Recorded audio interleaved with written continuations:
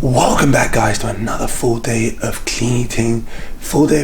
And my shoulders workout. This is a new shoulders workout, single shoulder workout, so no other muscles apart from abs. Obviously I always do abs. I'm gonna train fasted, so I'm gonna drink up this coffee. Darn good coffee. Take a class, train. I'm training at Sw3at today, so you get to see better angles, and you also get to hear me talking over the exercises rather than voicing over, so stay tuned.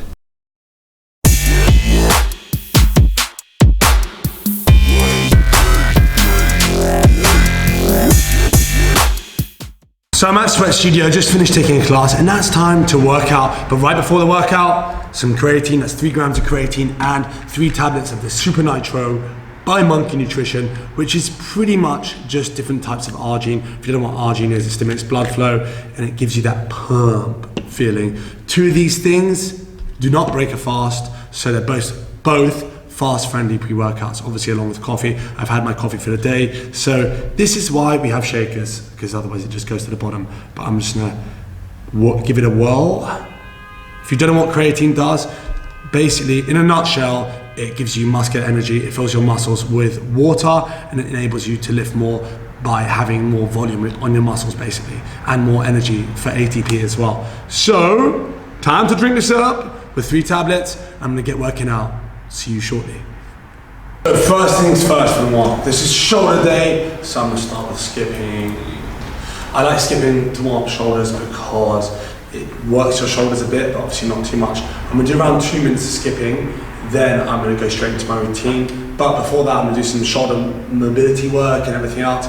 I'm gonna show you that, but you can skip it if you want. It'll just be like a short 2 minutes of shoulder mobility stuff and just general dynamic stretches as well. So I'll talk you through that, but you can skip it, like I said, at any point. I'm gonna skip for 2 minutes now.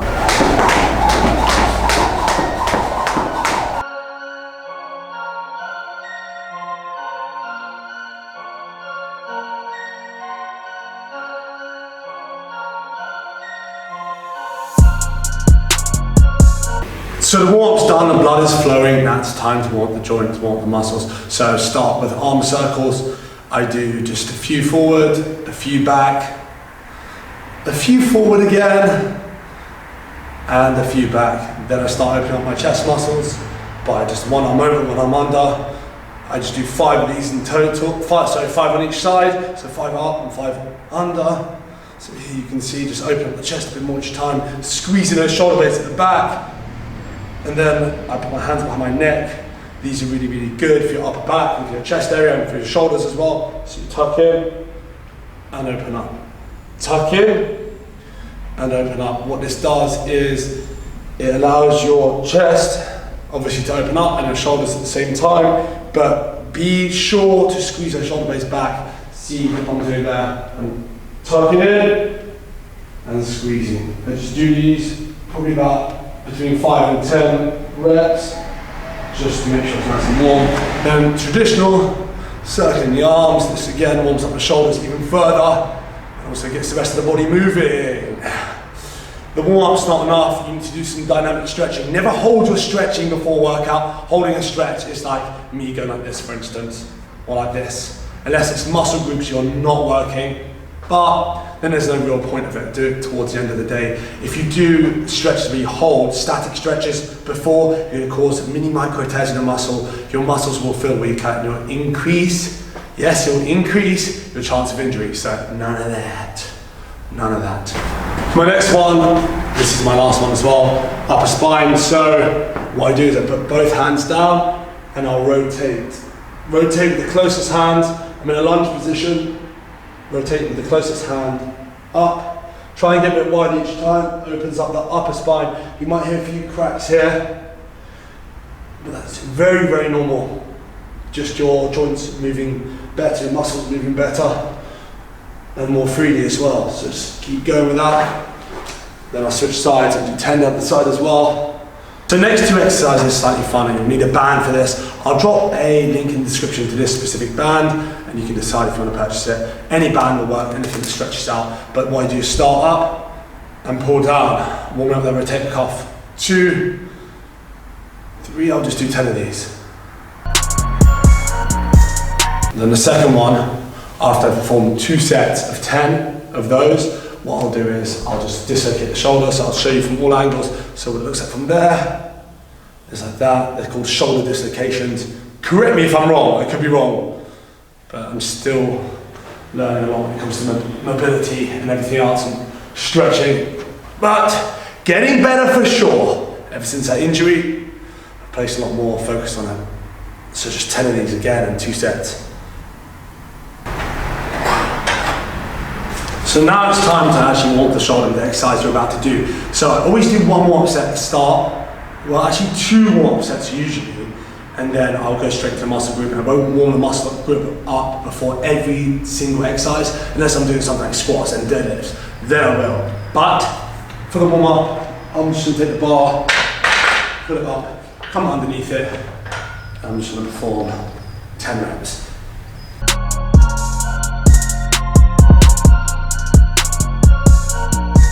So now time for my second warm-up set. It's closer to the actual weight we'll be using. So this is 25 kilos. The bar's only 15 kilos, and it looks a lot thicker. And also, mind these patches on the wall. We're gonna paint the gym soon. Let me know how you think this will look. So it's gonna be white with a big Sw3at logo in red in the middle. Let me know if you have any issues with that, and you think it's gonna be damn good, because I think it's gonna be damn good. Okay, so another 10 reps.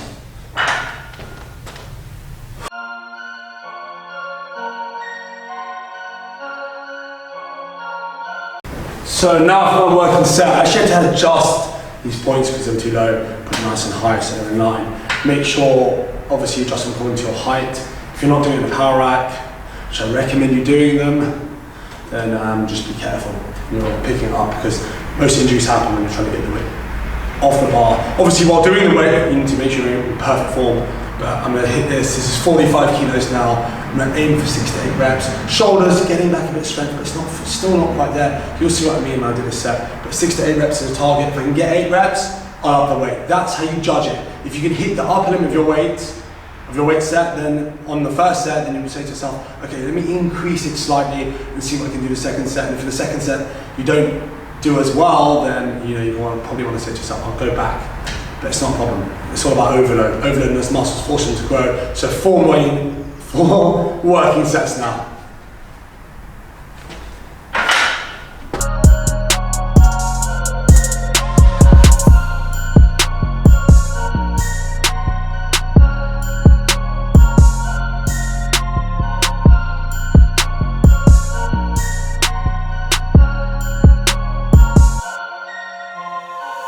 I'm going to keep that weight. I'm not going to go up. 45 kilos, do 3 more sets. I leave roughly a minute to a minute and a half rest.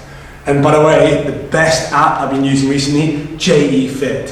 If you haven't used Sw3at before, give it a try. It lets you count the rest time between sets, so it makes a little buzzer noise every time you've got to go into your working set again. And also you can track your weight, your reps, and just your general progress. It's really important to keep tracking your progress. If you don't, you can come to the gym one day and be like, hey, what am I going to lift? What am I going to do? What's my workout? And you end up not really feeling as motivated because you do different exercises, you don't really see the strength gains, and you don't really see the progression, so to speak. So download Sw3at, it's free.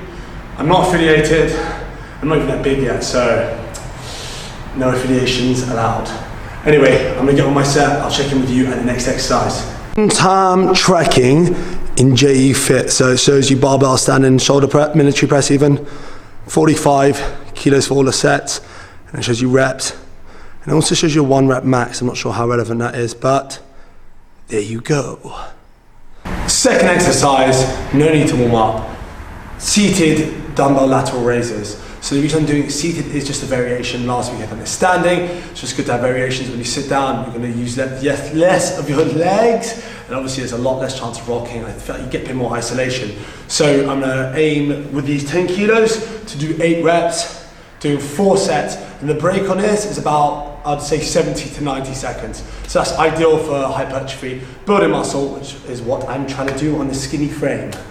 The pumps coming, as you can see, those nitro, whatever they're called, by Monkey Nutrition, they're effective. So, I mean, most pre-workouts are effective, but the reason I like those, no caffeine, had my caffeine in the morning, I like to take tablets as pre-workout rather than keep drinking. Remember to stay hydrated while you're working out. I've got a bottle of water over there, so I'm doing it for sure.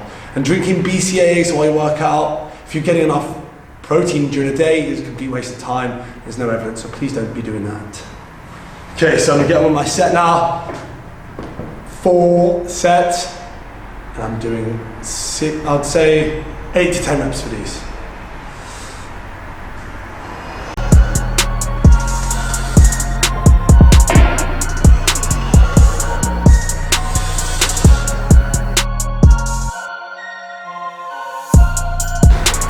So now we're on to our third and final exercises. So I've done a total of 8 sets so far, obviously with the standard military press and also the seated lateral raise. So next one, I'm gonna do upright row. Not everyone likes this exercise because they find it a bit hard in the elbows, but that's why I always say do it with the dumbbells, you get better range of motion. I'm taking 20s here. I'm maybe biting off more than I can chew, but I'll give it a shot. I'm gonna aim for 6 to 8 reps here, and let's get going.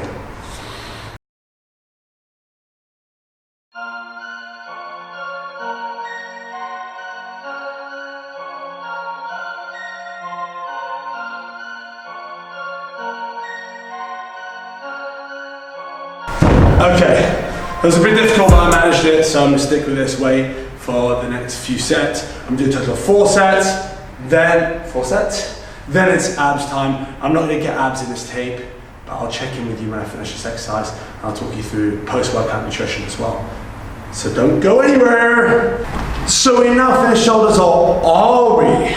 You've got a few options here. You could either do a drop set to finish it off with the upright row, or you could do a rest pause. There's plenty of different options, but I'm going to show you an option which you probably haven't done before and is super effective. So we take a light weight, so I'm going to go 25. That was my second warm-up set, so it's still very light.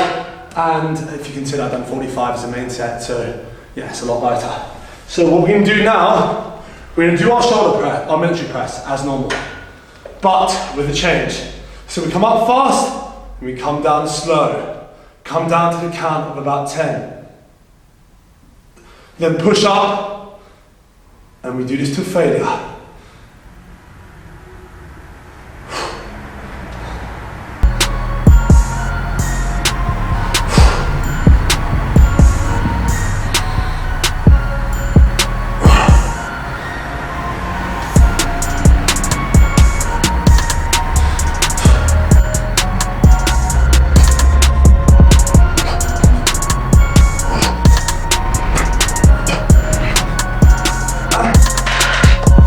So now you're probably wondering why I do that. So firstly, it stimulates heat shock proteins, which stimulates protein synthesis, which also stimulates growth hormone and testosterone. So you get a bigger bang for your buck doing that. It's serious time under tension. So back to old school methods, but real slow, focusing on the eccentric contraction. Eccentric is a downward motion on the military press rather than the concentric. So fast up, and then 10 seconds down. So you put about a minute or so stress on that muscle. So that's my shoulder routine wrapped up. Hope you enjoyed it. Now stay around for some post-workout nutrition 101. Sorry I had to run, I couldn't really explain my post-workout nutrition because I had a class to teach straight afterwards and the person came in a little bit earlier. Not a problem, but that's why I couldn't go into detail exactly how I broke my fast. So I trained fasted, as I mentioned earlier, and I broke this fast with a shake that consisted of 1 scoop of protein. I'm using Primal 26 by Monkey Nutrition, 2 scoops of dextrose, that's 40 grams of dextrose, and a pinch of pink Himalayan salt in the shake, that is. I mix it up with about 250 ml of water, and alongside that I had an apple and also 1 omega-3 tablet as well. So that combination together, the fructose and the dextrose, works synergistically to replenish the liver from the fructose and also the muscles with glycogen. So at the end of a fast, your insulin sensitivity is a lot higher, and also after workout it's even higher as well. So that combination means insulin sensitivity is through the roof, so a perfect time to consume carbohydrates well, after workout to replenish those stores. And like I said, they all work together. About 2 to 3 times more absorption with the glucose if you have it after the workout and at the end of a fast like that. And that's how I broke my fast. And then about an hour after that, like straight after the class, and about an hour and a half after that, I had 100 grams of macadamia nuts with 4 squares of dark chocolate. Sorry I didn't catch it on camera, I just started munching away, I completely forgot. But now I've got my meal of 5 chicken drumsticks. I oven them, just roasted, really basic, just a bit of paprika on top and a bit of salt. And I'm having a side salad with that, with a bunch of olive oil. And I'm going to explain that whole post-workout shake in a different video, but I hope you took something away from that. I'll put the full details to what I did and why I did it in the description below, so you have that as well. But remember, at the end of a fast, you're much more insulin sensitive, and that's why it's important not to break it with fat, because that's obviously too slow absorbing, and the shake already spikes insulin a bit. But when you add the dextrose into the mix and you add the fructose as well from the piece of fruit, you got a lethal concoction for muscle building there. And if you're in ketosis and doing full keto, you should be back in it about an hour or 2 after that anyway, so it's not a big problem. It kicks you out temporarily and back in. But I'm doing carb backload, this is what I believe in. And the only time I'm doing that strategy with the dextrose, with the shake, is when I train fasted on obviously training days, 4 times a week. I train with weights. If I'm doing cardio, I don't bother with anything like that, but I just want to maximize my muscle gains at the moment, get to that 100 kilos, yeah, with those guns. So I'm gonna eat this up and I will check in with you shortly. So dinner time, it is 5 o'clock. I'm gonna fast from 5 today, literally till about 3 or 4 tomorrow. So this is my longest fast of the week, from Wednesday night till Thursday. It's not even a night. The reason I'm having dinner is 5. I've got 2 classes to teach, one at 6:30, one at 7:30, and then I gotta be up for 5:30 tomorrow morning. So need to get in the food now. I won't have a chance to eat later, and to be honest, I don't like to eat like an hour before bed, because I try and clock in about 7 to 8 hours each night of sleep. So to make sure I can do that, I've got to eat now. So macro wise today, 4,230 calories I've eaten, and that is built up of my new macro split. So 257 protein, 247 carbs, and 249 fat. Almost bang on, just a bit more fat and a tiny bit less carbs, but it's okay. So stick around if you want to see the next part of the video. I'm going to go into a bit more detail on my bulk and give you a few added tips as well. If not, you can check out now. But either way, give it a massive thumbs up and I'll see you shortly. So if you stayed this far in the video, I say thank you for staying this far, and obviously hit the thumbs up now. 2 pointers, 2 really quick pointers, but really important pointers. So you see me doing intermittent fasting while I'm bulking. That's only because I'm experienced and I can't explain it. I have a huge appetite anyway. A lot of people that are hard gainers, are just starting out, have a hard time to get in enough calories, to get enough protein and so forth. So if you narrow the windows, you're only going to make that a lot harder. Only if you've got a huge appetite anyway do I encourage intermittent fasting. If you're a natural hard gainer with a small appetite, I do not encourage intermittent fasting at all.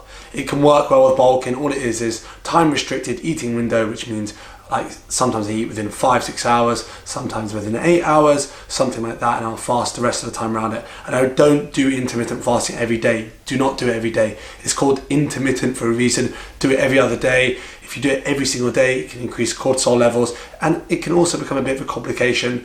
I do it to fit around my lifestyle. So some days I can do it, some days I'll do it 2 days straight, and then other days I won't do it at all. But what I recommend for anyone starting out, just don't do it unless you've got a huge appetite. If you've got a huge appetite, then it works perfectly well. For me, if I wasn't doing it, I'd probably eat a lot more, and I'd probably be a lot hungry more often as well. I'm more likely to snack. But in theory, also it works out well with my lifestyle, because if I'm going to teach some classes, if I'm going to train, sometimes it's better to just do that fasted than eat afterwards. That's just how I like to do it. But there's many different ways you can do it. The whole point is to make sure you're in a calorie surplus, and the only way you're really going to know that is to at least track your calories for a few weeks. Use MyFitnessPal. Click the link above. I've done a video on this a while back, and it explains MyFitnessPal and why I suggest tracking. Even if you do it for 2 to 3 weeks and then go back to non-tracking, it's still going to be a lot more beneficial than never ever tracking. Otherwise, how on earth are you going to know what calories are in this much rice or this much, unless you buy ready-made food or pre-packaged food, then you will know. But if you're making it yourself from scratch, I recommend using MyFitnessPal even for a little bit, just to get used to the portion control, portion sizes, to know exactly how much you should be eating, and to know exactly what this looks like, what 20 grams of protein looks like, what 30 grams of protein looks like. Those are my tips for today. So I hope you enjoyed this video. Give it a massive thumbs up if you did.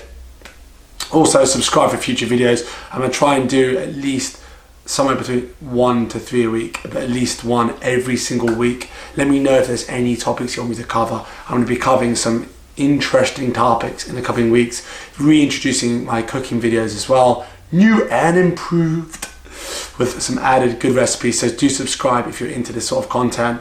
And remember, I was once a skinny hard gainer, and that's coming back. Muscles coming back. Anyway, until the next video, keep pushing those limits.